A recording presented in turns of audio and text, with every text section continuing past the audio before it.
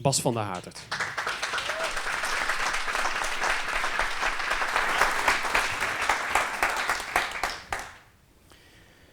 My great-grandfather was born in 1880, and he died 1 year after I was born in 1979.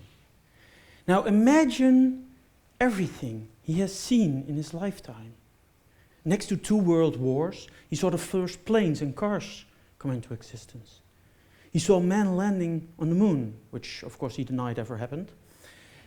And one of the other things which was a big influence was the television came into our households. And the television had my great-grandfather had something special with it. He always used to dress up in his really decent clothes.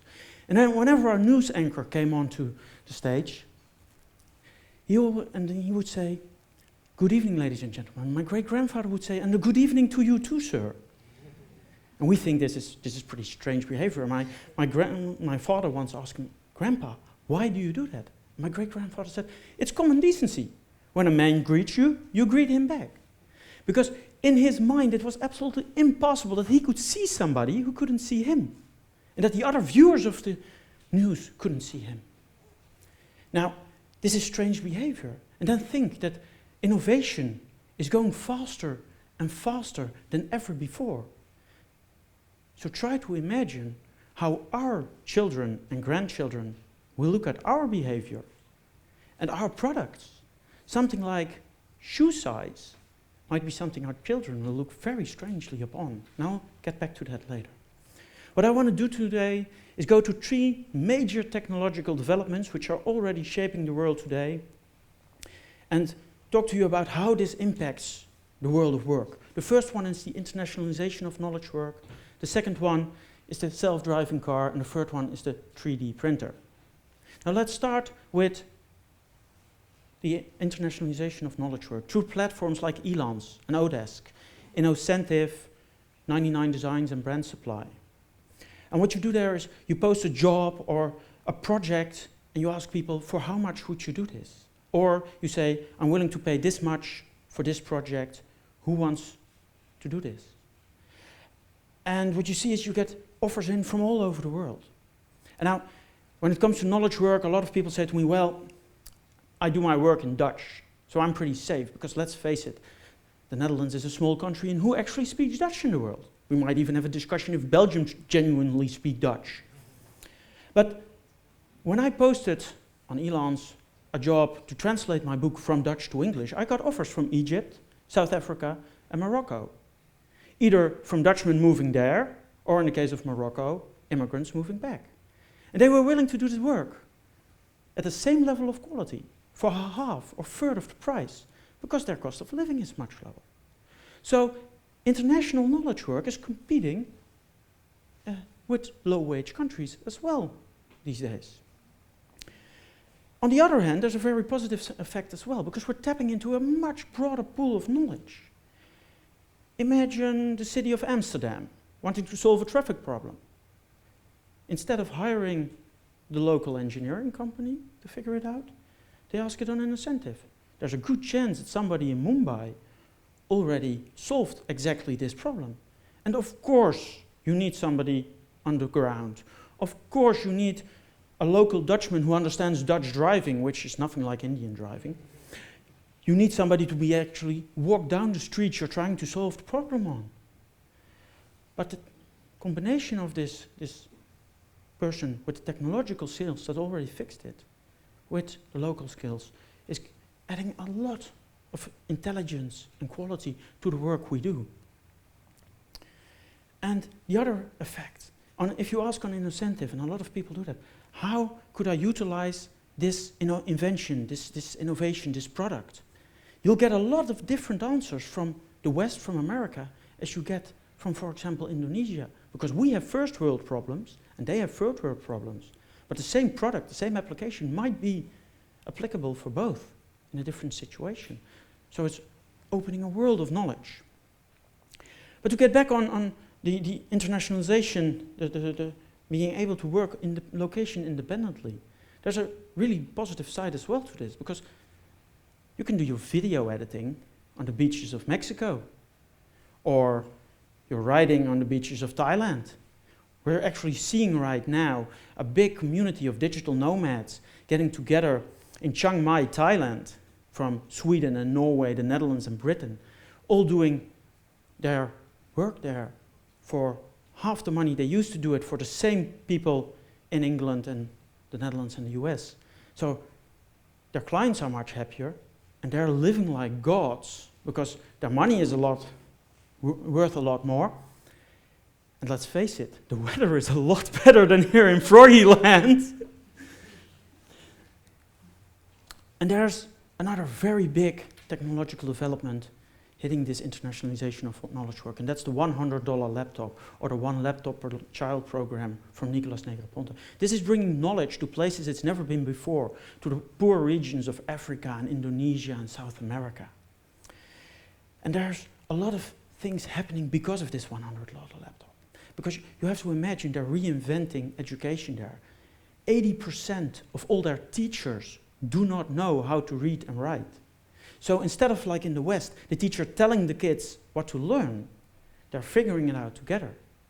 And they're using their strengths to figure it out, instead of in the Dutch system being punished for their weaknesses. And what we're also seeing down there is they're learning to cooperate.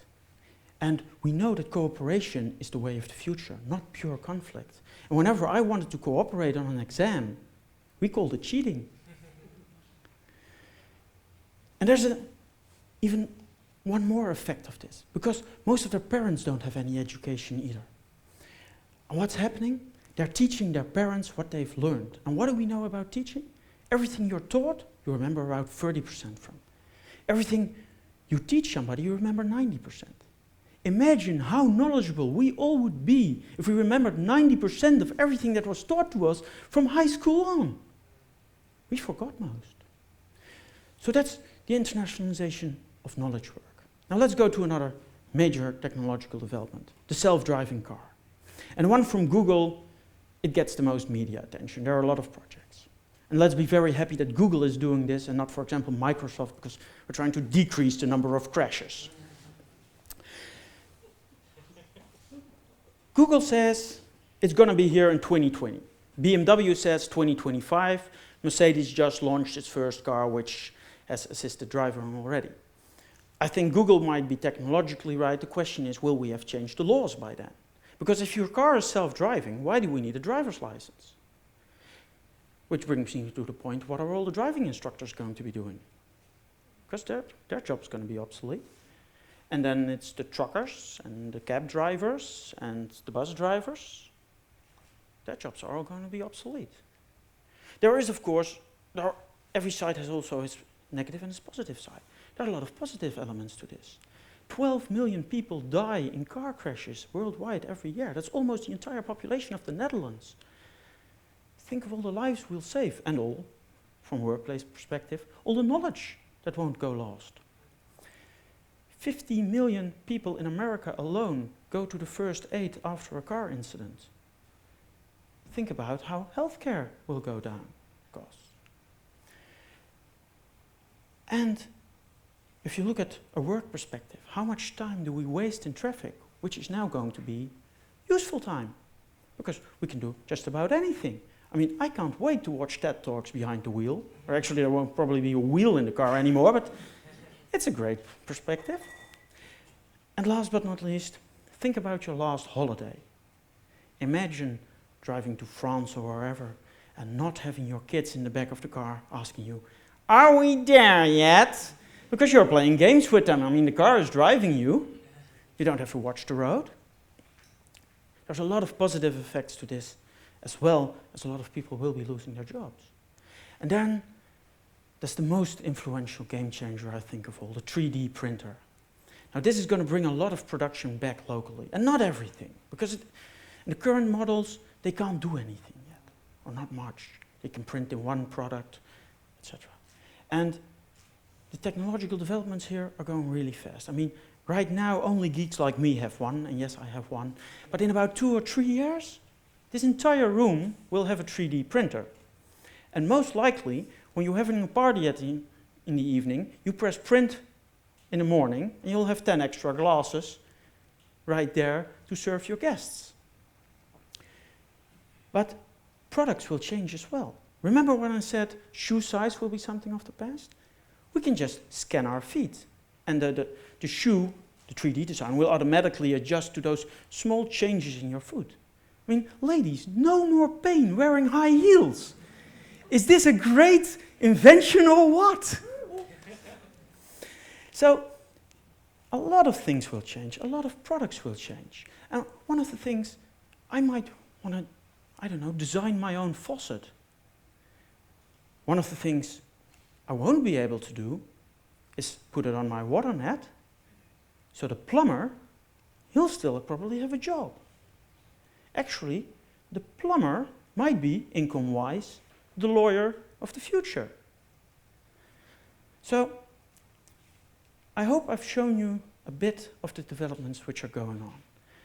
My question to you is your job going to be obsolete within the next 10 or 15 years? And what are you going to be doing about it? Thank you.